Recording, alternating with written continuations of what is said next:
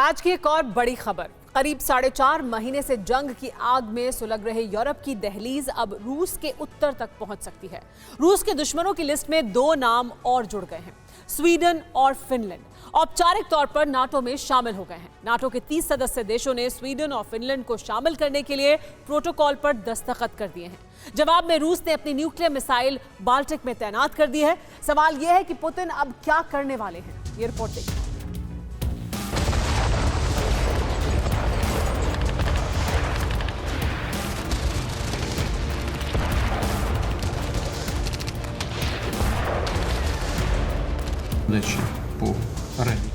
Luhansk में जिन सैनिकों ने जीत हासिल की है, उन सैनिकों को आराम दें, बाकी फौज की तैनाती बढ़ाएं और हमले का दायरा बढ़ा दें। रूस की फौज को उसी हिसाब से चलना होगा जैसा हमने प्लान किया था। प्रेसिडेंट पुतिन का ऑर्डर है, अब हमला नहीं रुकेगा।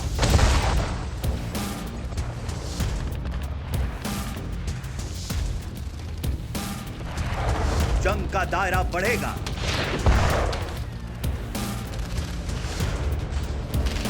यूक्रेन के पूर्वी हिस्से पर पूरी तरह कब्जे के बाद पुतिन ने अपने जनरलों और कमांडर्स को साबुत बचे यूक्रेन के शहरों पर कहर बरपाने का ऑर्डर दे दिया है।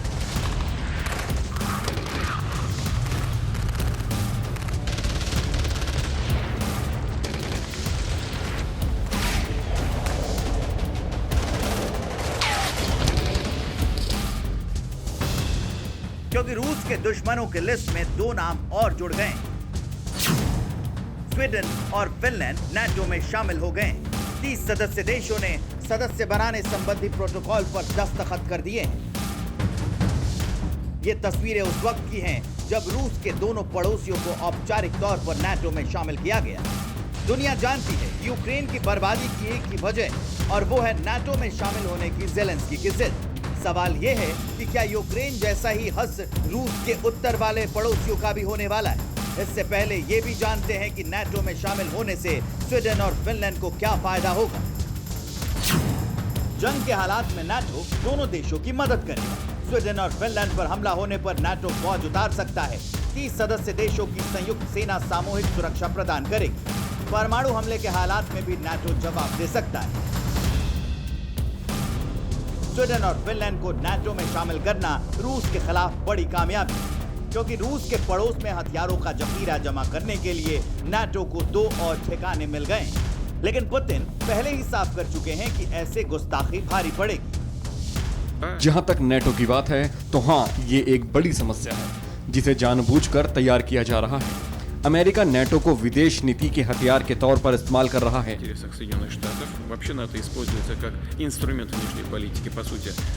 जहां तक फिनलैंड और स्वीडन की नाटो में शामिल होने की बात है तो मैं बताना चाहता हूं कि इससे रूस को कोई समस्या नहीं है।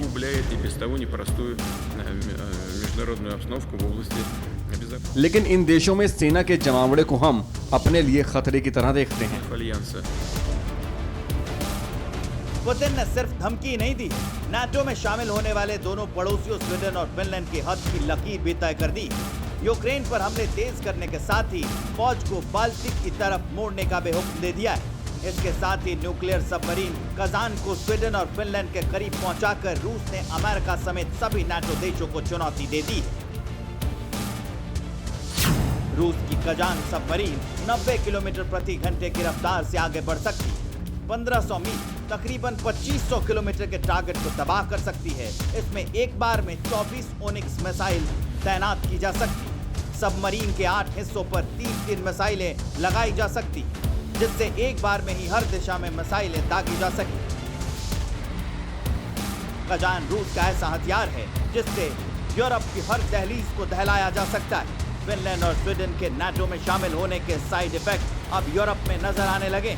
रूस पहले ही फिनलैंड और स्वीडन को परमाणु हमले की धमकी दे चुका है और अब उसने अपनी सबसे घातक सबमरीन को मैदान में उतारकर साफ कर दिया है कि वो सिर्फ धमकी नहीं देता, एक्शन भी कर सकता है। सवाल ये है कि क्या स्वीडन और फिनलैंड अगले यूक्रेन बनने वाले हैं?